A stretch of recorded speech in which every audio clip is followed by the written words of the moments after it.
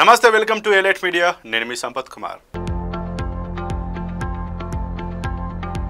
Indian silver screen ఇప్పుడంతా పురాణ కథల చుట్టూనే తిరుగుతోంది.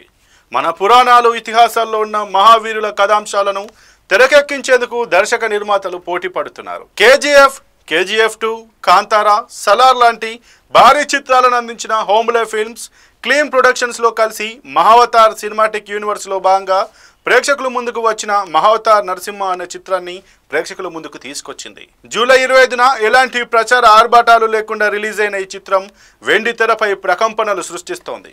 పిల్లల నుంచి పెద్దవాళ్ల వరకు ఈ సినిమా చూసేందుకు ఎగబడుతున్నారు.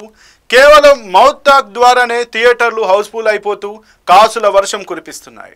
నటీనటులు లేకుండా కేవలం యానిమేషన్తోనే తెరకెక్కించడం వల్ల పాత్రలతోనూ ఆ భావోద్వేగాలతోనూ ప్రేక్షకులు మరింత ఎక్కువగా కనెక్ట్ అవుతున్నారు. 4 కోట్ల రూపాయల బడ్జెట్తో తెరకెక్కిన మహావతార్ నరసింహ సాక్నికిల్ వెబ్సైట్ వివరాల ప్రకారం తొలి రోజు కేవలం 1.75 కోట్లు మాత్రమే రాబట్టింది. టాక్ బాగుండడంతో రెండో రోజు 4.6 కోట్లు, ఇక మూడో రోజైన ఆదివారం 9.5 కోట్ల నెట్ కలెక్షన్లు రాబట్టింది. వీకెండ్ ముగియడంతో ఈ మూవీ కలెక్షన్లు తగ్గుముఖం పడతాయని ట్రేడ్ అనలిస్టులు అంచనా వేయగా అవన్నీ తలకిందులయ్యాయి. సోమవారం 6 కోట్ల రూపాయలు వసూలు చేసిన ఈ మూవీ మంగళవారం మరింత పెరిగి 7.5 కోట్లు కలెక్ట్ చేసింది. మొత్తంగా 5 రోజులకు గాను 29.35 కోట్లు నెట్ వసూలతో బాక్సాఫీస్ వద్ద ప్రభంజనం సృష్టిస్తోంది. నటులు, టెక్నీషియన్లు లేకపోయినా ఈ మూవీ అన్ని భాషల్లోనూ భారీ కలెక్షన్లతో దూసుకుపోతోంది. ప్రేక్షకులకు కనెక్ట్ అవ్వాలంటే భారీ తారాగణం అక్కర్లేదు, కంటెంట్ ఉంటే చాలని మరోసారి నిరూపించింది ఈ మూవీ.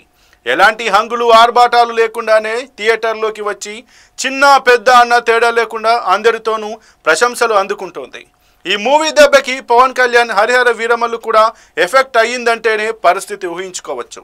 చాలామంది థియేటర్ల వద్ద పోస్టర్లకు హారతులు పడుతున్నారు. కొంతమంది అయితే చెప్పులు లేకుండా హాల్లోకి వెళ్ళి సినిమా చూస్తున్నారు. మరిన్ని అప్డేట్స్ కోసం చూస్తూనే ఉండండి ఎలైట్ మీడియా.